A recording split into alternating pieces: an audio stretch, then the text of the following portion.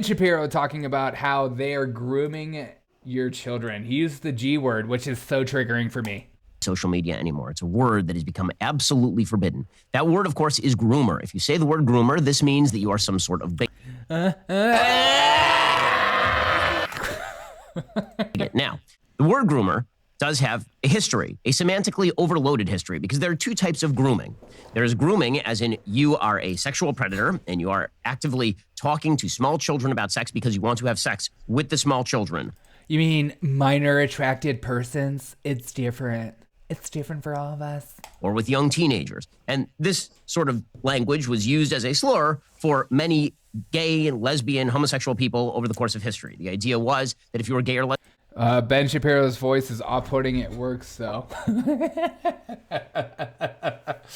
I miss Ben with the beard. lesbian, what you really were, you were attempting to groom kids. Okay, and that was used as a slur because the notion that gays and lesbians prey on children at a rate that is wildly different from that in the straight population, there's not a lot of evidence to support that particular viewpoint.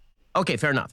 There's another meaning to the word grooming, and that is how the word grooming actually is typically used. So if you groom somebody politically, what that means, if you're grooming somebody for higher office, it means that you are training somebody for higher office. If you groom somebody into an ideology, the idea is that you are grooming bigotry towards degenerates. Yeah, exactly.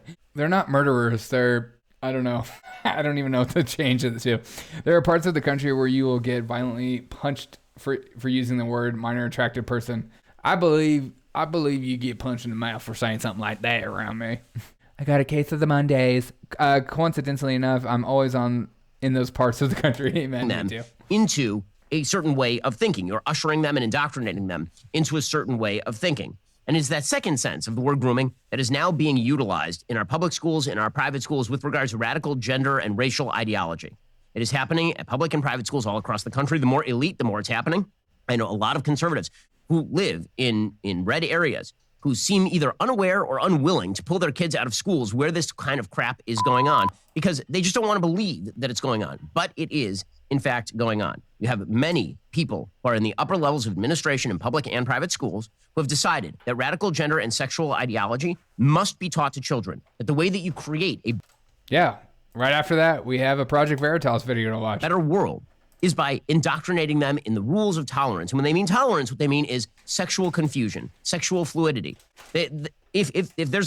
Which is easy to do to children. It's incredibly easy to confuse them because they're children. a human cost to quote-unquote tolerance. And we don't mean tolerance as in we won't hurt you. We mean tolerance as in what you are doing is morally acceptable and praiseworthy. If the cost of that is confusing a bunch of young children, if the cost of that is giving kids a chaotic picture of life that they are not ready for, if the cost of that is not providing the rules for the road that are necessary to create the preconditions for human happiness, they will happily do that. And this is why, because you have to wonder why it is that so many administrators and teachers are not only going along with this sort of ideological and sexual grooming, why exactly they are doing this sort of stuff. You have to wonder why they're so enthusiastic about it, because that's what's really amazing about all. The PETAs have their own flag now, and the Gadsden flag is racist. A weird dimension we slipped into. It really is. It's part of, I know, like, he's, like, questioning it, but when you're a part of a religion, like, especially a religion of the left where there's no book, there's no history, and they're kind of making it up as they go, things are happening very fast. And so that's why they constantly change, because there's no good book, there's no word.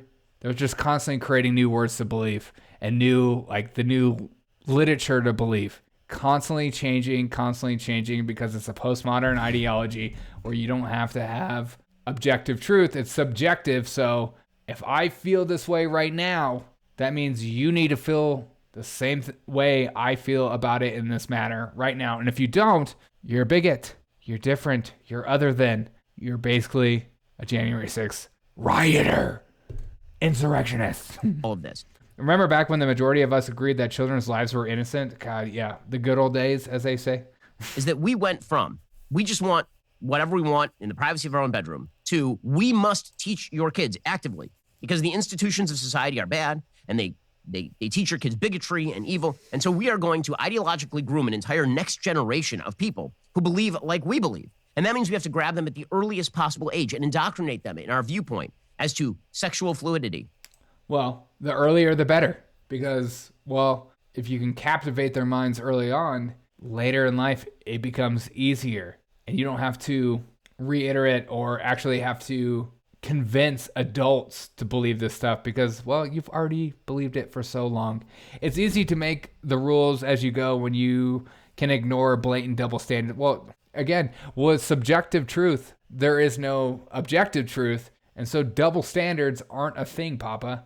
You can just have double standards and it be okay. Because what's a standard anyways? I don't know. Do you?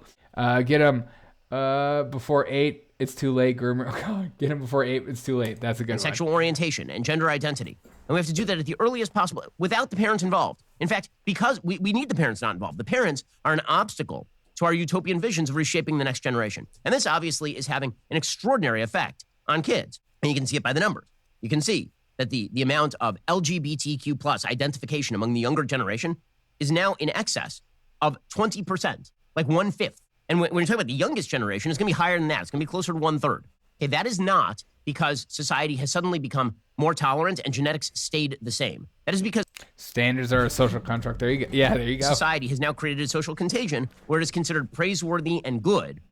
Right. You tell a kid that if you believe this, if you are this, you are better than. And so obviously every single child would want to be the best in the class if all you have to do is say, I am this, and all of a sudden people give you money. Like, I don't know if you've seen that at South Park episode where, like, Tweek and Krieg come out as a gay because people were making, like, art about them making out. And then, like, the father was like, I don't know what to do, and then started giving his son money. It's just ridiculous. It's like, he was like, son, I heard you're gay. Here's $20. I mean, why? Of course they are. And attention getting. If you involve yourself in this sort of identification at the center of your being, at the core of your being, and this is being pressed down from the heights of our culture. This is why it matters when Disney says that they are pushing a quote unquote not so secret gay agenda. And this is why it matters when you see public school administrators who are saying quite openly that they are indoctrinating kids into the wide variety of sexual pleasures available to them at the age of 13 or 14 with any partner of. You remember, like, growing up with Disney that there would be, like, that one scene on, like, Aladdin was like, all you teenagers take off your clothes. And, like, there was, like, in Little Mermaid, like, the guy that was marrying them had, like, a boner or something. Like, there was, like, all that kind of, like, sly stuff. And people were like, oh, disgusting, that's crazy. And you had to really look for it. Now it's just like in your face. And they're like, oh, well, we got rid of that stuff in the old movies, but now we're just like putting it out in our new ones. I don't get it. It's going to be difficult, but I'm going to try my damnness to homeschool my daughter. That's awesome. I'm going to do the same. I refuse to let her be indoctrinated with this crap. It's not worth it, man. I find if homeschooling is too expensive, find pods, find community. I don't online school. Like I don't. There's got to be like better ways. It's just not worth it. It was bad when I was like in public education. It's worse now. Any kind. It's all morally equivalent. And anybody who says different, shut up, you bigot. This comes up today because Project Veritas has revealed tape of a dean of students, a guy named Joseph Bruno, at Francis W. Parker School. I'd rather just watch it. Instead of like listening to Ben talk about it, let's watch the video itself. Here's Project Veritas right here. Joe Bruno. Yes. Hi there. James O'Keefe with Project Veritas. Hell no. To the no. You're on camera here talking about giving anal sex toys and butt plugs to little children.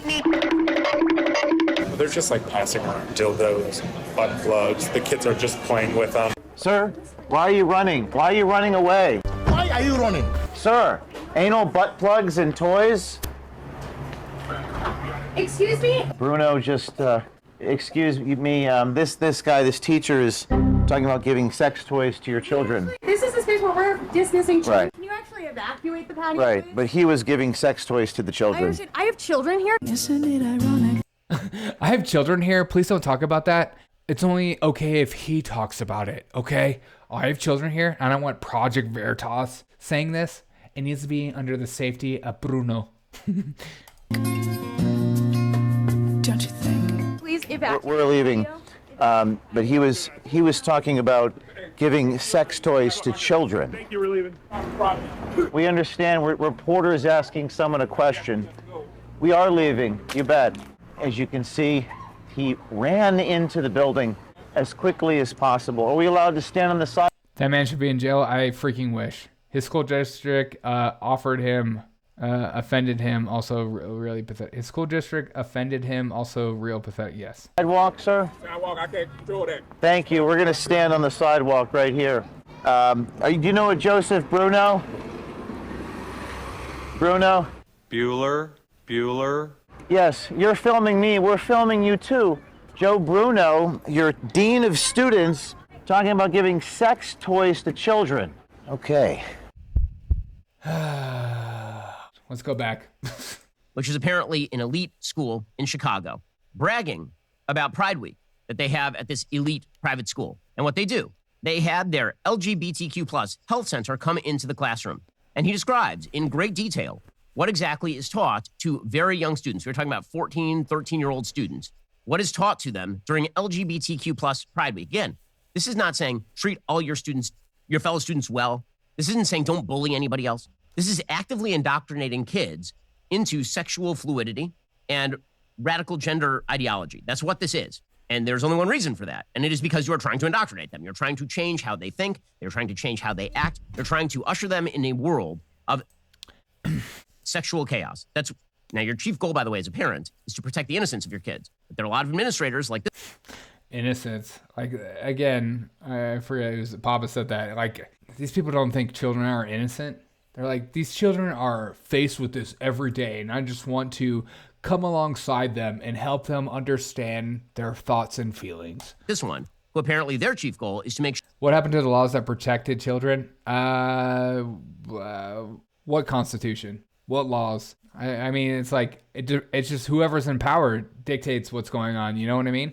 I just, I can't, again, we keep going in circles. We don't live in this like fantasy democracy republic. We live in an oligarch, like corporatist oligarchy. If you fit the protected class, you're protected. And if you are part of progress, you can do whatever you want. How do schools get passes like this? Just like the kid beating others and gets suspended out of jail. I don't know. He's probably going to be suspended with pay. You know what I mean? It'll be like one of those kind of things. Sure that your kid's innocence is not protected, because in their mind, the least innocent thing is moral standards. Moral standards are not innocent. See, they believe that non-judgmentalism is the highest form of morality, which means that judgmentalism is immoral. If you believe something is wrong, then that is because you are immoral, and you're ruining the innocence of your kids if you teach them right from wrong.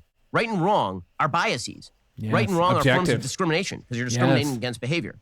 Yes, because if it's subjective, you're trying to be objective in a subjective world. How dare you?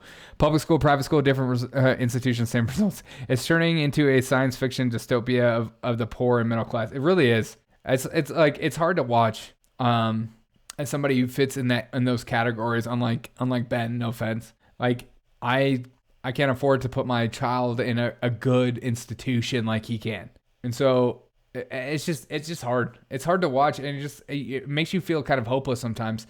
But I think that's why this community and other communities like this are like really good to be a part of, because it makes you not feel alone. Because we're in this.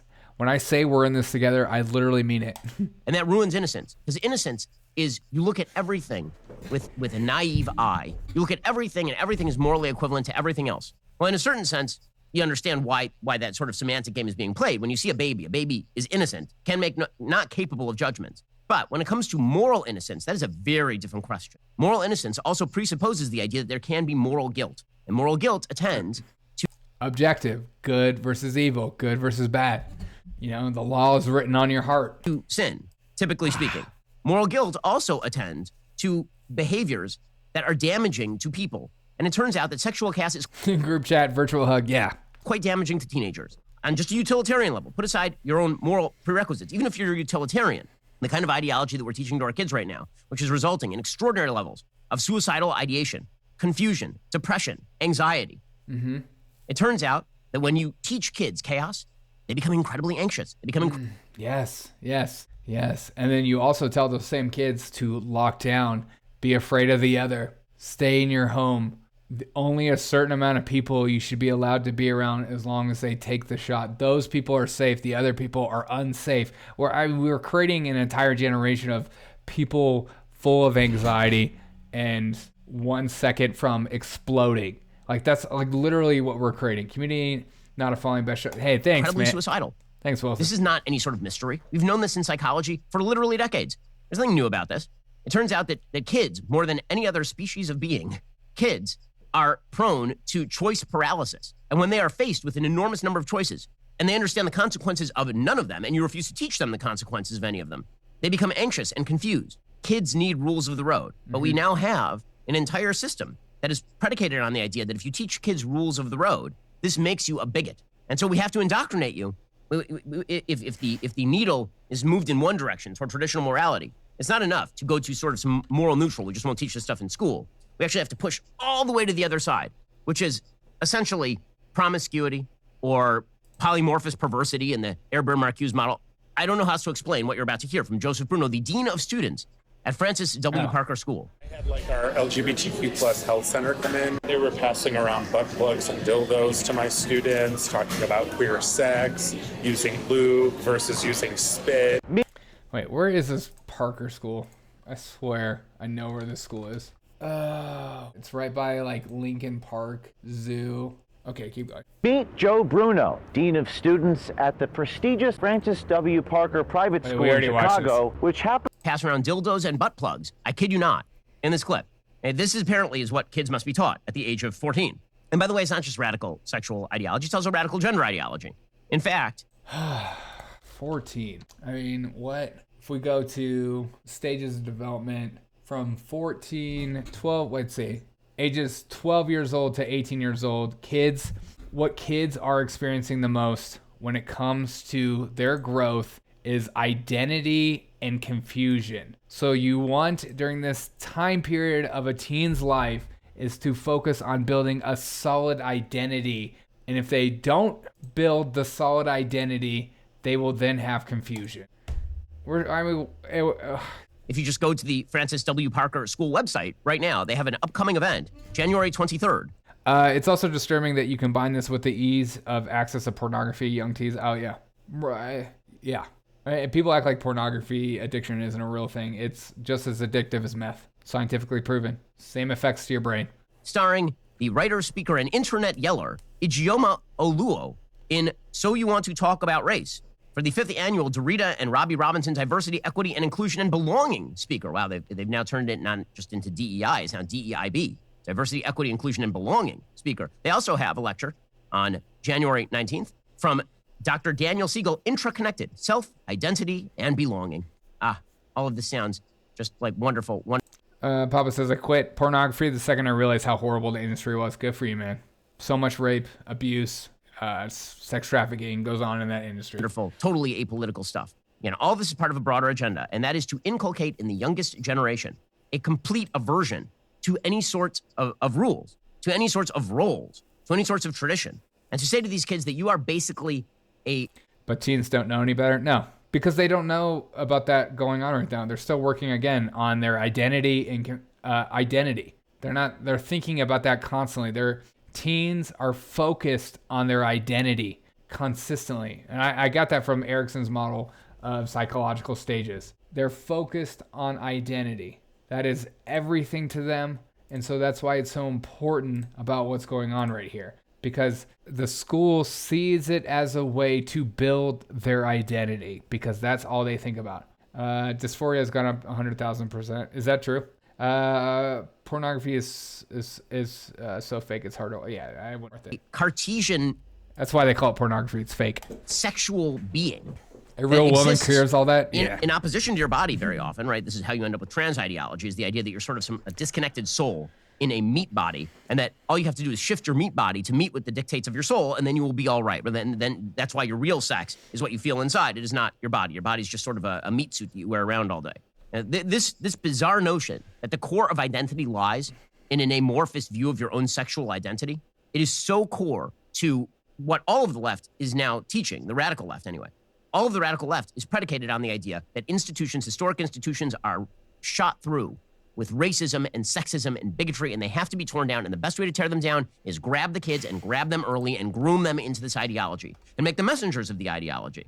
Now, there are a lot of conservative parents who just are unaware of this. A lot of conservative parents, they're still operating on There's a lot of conservative people that have no idea what's going on in the world because it's too stressful for them to think about. the same track that their parents and their grandparents were operating on. And they're trying to climb that ladder of success. And the way that you climb that ladder of success, historically speaking, is you do fairly well financially. You send your kids to a better school than you did. Your kids send their kids to a better school than they did. And eventually, one of your kids gets into Harvard, becomes super rich, and that's sort of the culmination of the American journey. There's one problem with this. There's a lot of baggage that comes along with this these days. And if you are more interested in climbing the ladder of financial and material success than in protecting the innocence of your kids, if you're willing to ignore the indoctrination of your kids, the targeting of kids for this sort of ideological grooming, and I keep using the word over and over because that's what it is. It is indoctrination into a particular idea about life, into a particular worldview, and it is terrible for children.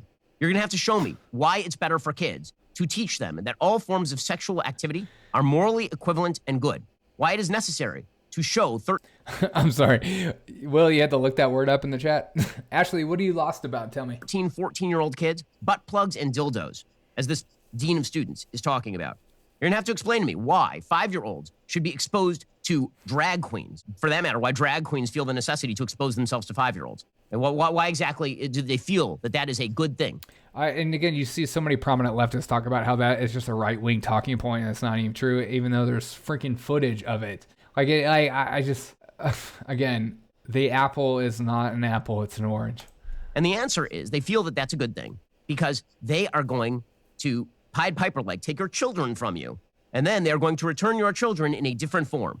They're going to indoctrinate your kids, and then they're going to send your kids home, and your kids are going to argue with you that you don't accept your kids as they are. They are placing kids in opposition to their parents. And the truth is, very often, they're just outright and upfront about all of this. In fact, just a few years ago, I think this is maybe the single most telling video in the history of all video. Oh, please be the gay choir, please. The San Francisco Gay Men's Choir did a song. Yes. And it was all about how they were going to take away your children. We're going to indoctrinate your children.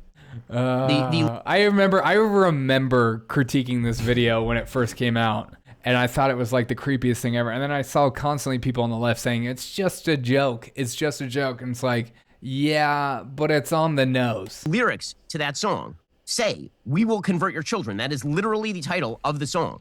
We can play a little bit of it. I will convert your children. Then we'll turn to you. Giving up the fear inside is freeing like you never knew. Go and see San Francisco. Go and turn up that disco. You'll forget you were ever upset. We'll convert your children and make an ally of you. The lyrics to that song go like this. You say we all lead lives you don't respect, but you're just frightened. You think we'll corrupt your kids if our agenda goes unchecked. Funny, just this once, you're correct. And they're overtly saying this. Now again, what they will say is that when I say that they are grooming kids, that what I'm saying is that they actually just want to have sex with the kids. I'm not arguing that. There may be some fringe of these people who actually are pedophilic. That may be true because that's true in a lot of groups. I mean, that's true in, unfortunately, nearly every community on earth. There are people who are actual sick pedophiles. What they certainly are doing, and they're just open about it, is ideologically grooming these kids into they're not their kids, they're your kids. And they will grab your kids and turn them against your value system. That is an overt goal. This is not, it's not hidden. It's not a conspiracy theory when you just say it out loud. Alrighty, guys, the rest of...